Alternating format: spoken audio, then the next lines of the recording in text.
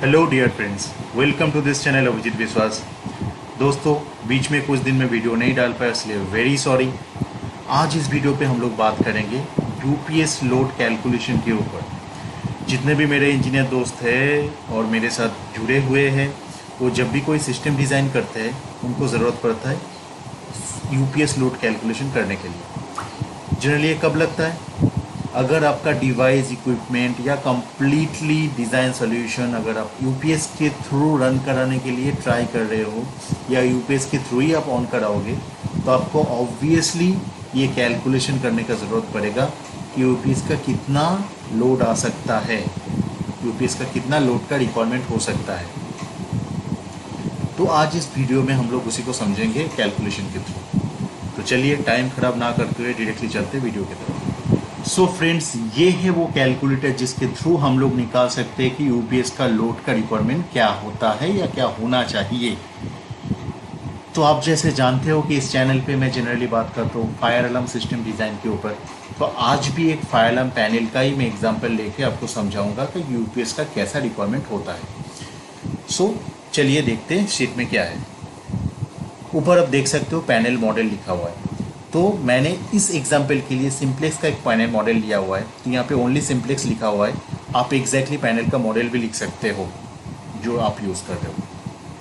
तो ये वाला जनरली सिंप्लेक्स 4100 ये सीरीज़ का पैनल है। नेक्स्ट, इनपुट वोल्टेज उसका क्या रहता है? वो पैनल डायरेक्टली एसी में कनेक्ट होता है, तो 230 वोल्ट एसी वो कंजम मतलब उसका इनपुट वोल्टेज है। देन सिस्टम वोल्टेज क्या है? वो एसी वोल्टेज में कनेक्शन होने के बाद वो अंदर जाके रेक्टिफायर ब्रिज के थ्रू उसको 24 वोल्ट डीसी में कन्वर्ट किया जाता है। तो पैनल का अंदर का कंप्लीट सर्किट 24 वोल्ट डीसी के थ्रू ही रन होता है, ऑपरेट होता है। तो इसलिए सिस्टम वोल्टेज आपका 24 वोल्ट डीसी है।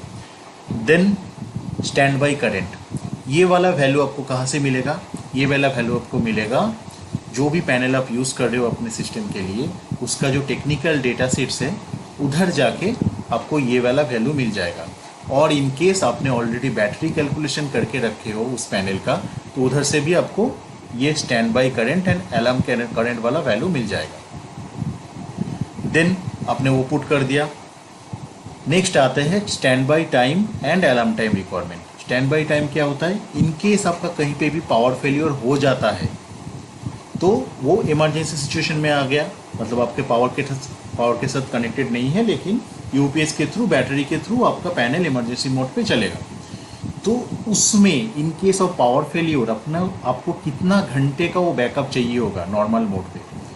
तो जनरली वो 24 आवर्स का मिनिमम रहता है, मतलब एक दिन का मिनिमम रहता ही है। तो आप वो पकड़ सकते हो।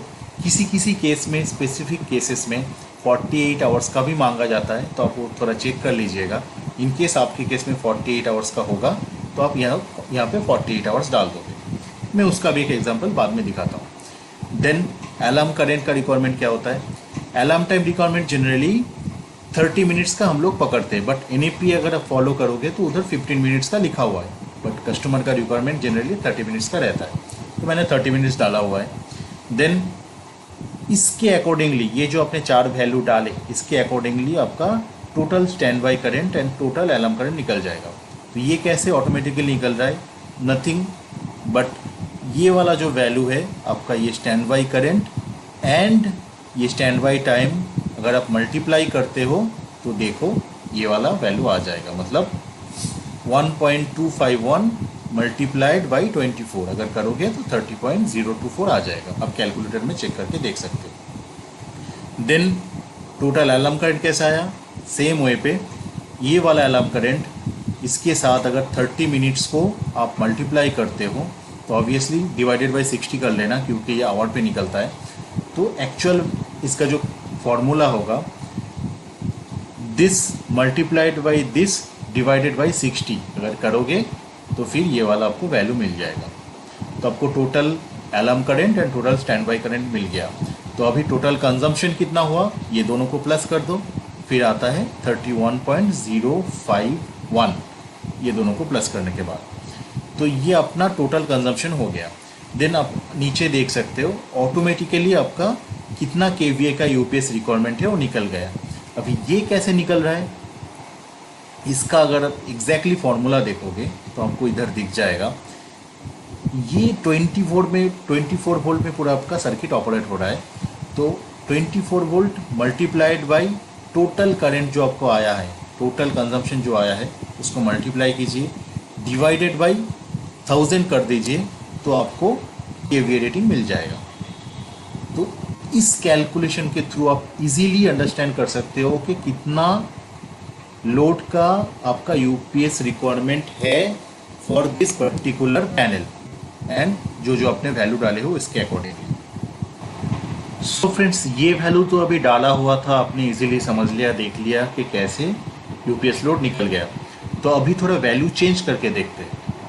तो मान लीजिए मैं सिंप्लेक्स के जगह पे कोई जीएसटी का पैनल यूज़ कर रहा हूँ। नाउ उसका भी सेम इनपुट वोल्टेज 230 वोल्ट ऐसे ही रहता है, उसका भी कंट्रोलिंग वोल्टेज 24 ही रहता है, तो इधर चेंज करने का मेरे को ज़रूरत नहीं है। देन जाता हूँ ये वाला पोर्शन पे। जीएसटी का जनरली थोड़ा करंट कंजम्पशन कम रहता है क्योंकि उसका पैनल थोड़ा छोटा रहता है एंड उसका अंदर वाला जो सर्किट है वो थोड़ा सिंपल रहता है। तो मैं उसके हिसाब से इसका वैल्यू पकड़ लेता हूँ, 1 एम्स के करीब आता है। ओके, नाउ अलार्म करेंट को थोड़ा कम करते हैं, उसको 1.5 एम्स ले लेते हैं। आप नीचे देख रहे हो ना, ऑटोमेटिकली वैल्यू चेंज हो रहा है। तो that is the one thing. ये अपना स्टैंड बाई करंट हो गया, अलार्म करंट हो गया। 24 आवर्स का चलिए मैं इसको कर देता हूँ 48 आवर्स का मैं रिक्वायरमेंट लेता हूँ। और अलार्म टाइम इनएफपीए में 15 मिनट्स ही जनरली मांगते हैं, तो मैं 15 मिनट्स ले लिया। तो आप देख सकते हो इसके अकॉर्डिंगली मेरा टोटल स्टैंड बाई करंट आ गया 48 एम्स, टोटल अलार्म करंट आ गया 0.375 एम्स, दोनों को मिला के 48.37 एम्स। एंड मेरा जो यूपीएस का रिक्वायरमेंट है दैट इज़ 1.16 केवी।